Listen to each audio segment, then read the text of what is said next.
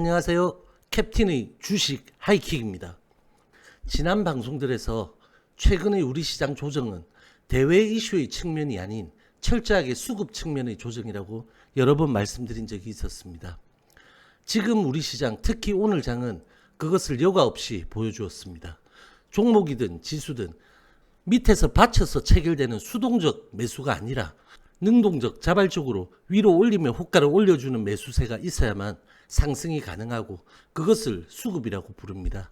아니, 개인은 매일 순매수인데 왜 개인 수급이 실종되었다는 거냐고 생각하시는 분들께서는 최종 매도만을 기준으로 생각하시는 것이고, 그 중에서 매수와 매도의 성질이 중요한 것입니다.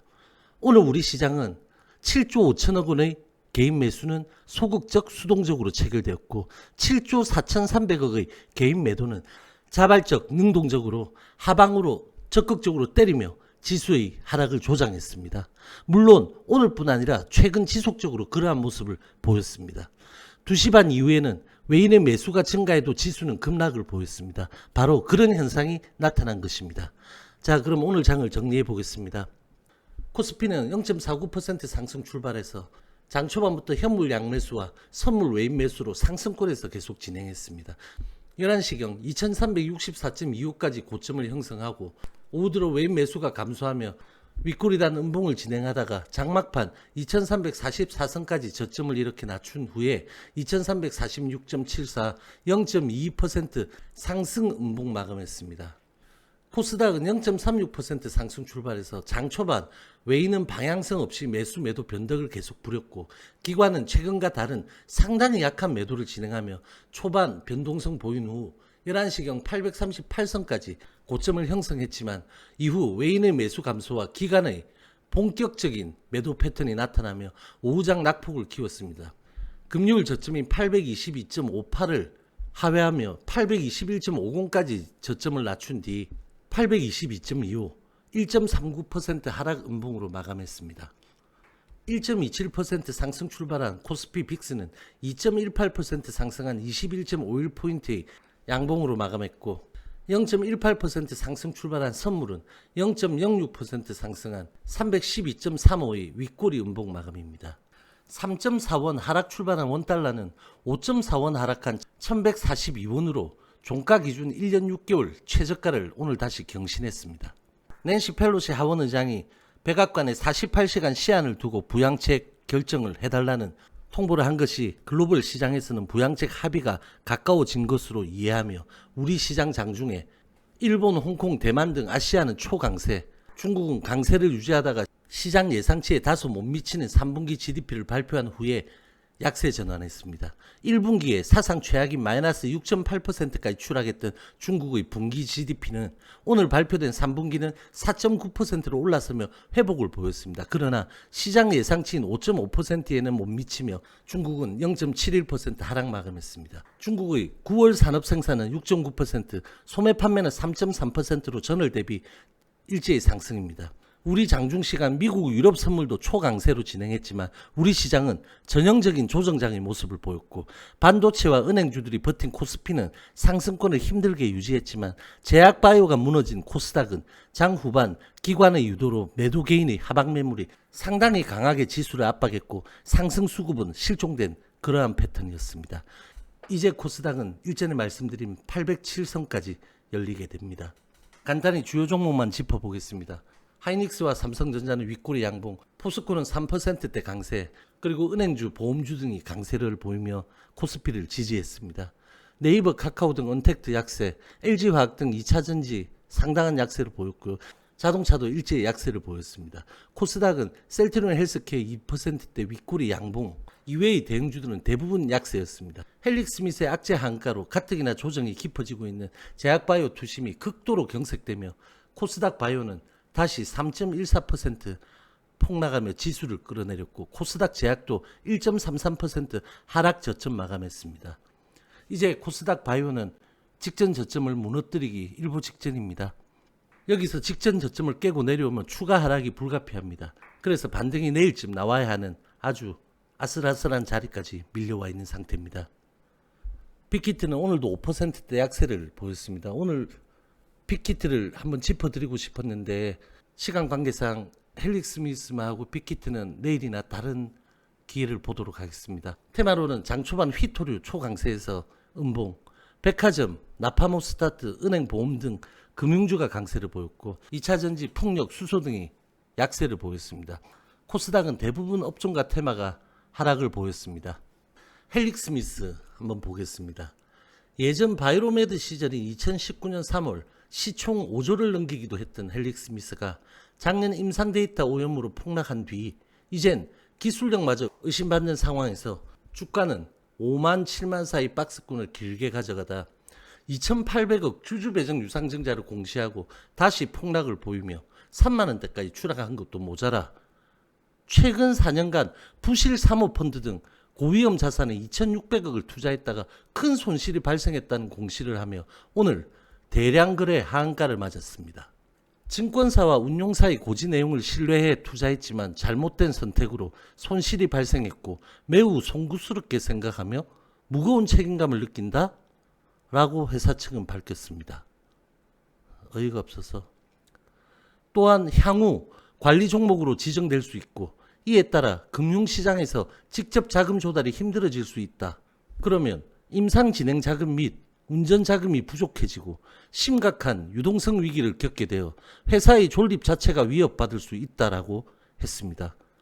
거의 협박이군요. 사실상 현재 추진 중인 2,800억의 유상증자가 어려워진 상황으로 보는 게 맞고 관리 종목의 가능성은 아주 큽니다. 회사는 위에 저 워딩들이 그러니까 그리 되기 싫으면 유상증자 참여를 해달라는 읍소로 들리지만 아주 부적절한 언행입니다. 그럼 이제 어떻게 되는 건지 고민해 봐야 하겠습니다. 만약 이 종목이 오늘 점화로 시작해서 바로 잠겼다면 거래량이 얼마나 나왔을까요? 아마 1, 20만 주 나오기도 어려웠을 겁니다. 그랬다면 내일도 볼 것 없이 한가에서 시작합니다. 그리고 못 벗어났을 겁니다.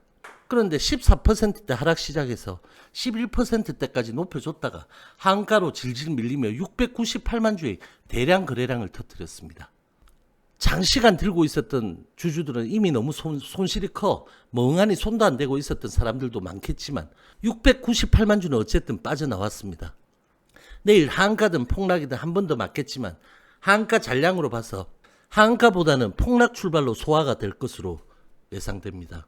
그렇지만 회사의 행동이 너무 큰 사고를 친 것이고 앞으로의 전망도 최악인 상태입니다. 향후 어떠한 개선의 여지가 있고 만에 하나 가장 베스트로 잘 풀린다면 3만원 여기까지 이 갭은 메워줄 겁니다. 그러나 지금으로서는 오늘 시가인 26,000원을 주더라도 빠져나와야 하는 상황입니다. 물론 여기까지 오는 것도 시간이 오래 걸릴 것으로 보입니다. 바이오 회사가 임상과 개발에 전력을 다해야 하고 그것을 위해서 주주 배정이나 전환사채, 신주 인수권 등을 발행해 자금을 조달하는 것은 용인됩니다. 하지만 시장과의 신뢰를 저버리고 다른 행위로 그 피 같은 자금들이 훼손되고 유동성 운운하는 것은 이미 신뢰 측면에서나 여러 면에서 용서받지 못합니다. 많은 분들이 오늘 헬릭스미스와 지금 현재의 HLB가 비슷한 경우라고 우려를 하고 있을 겁니다.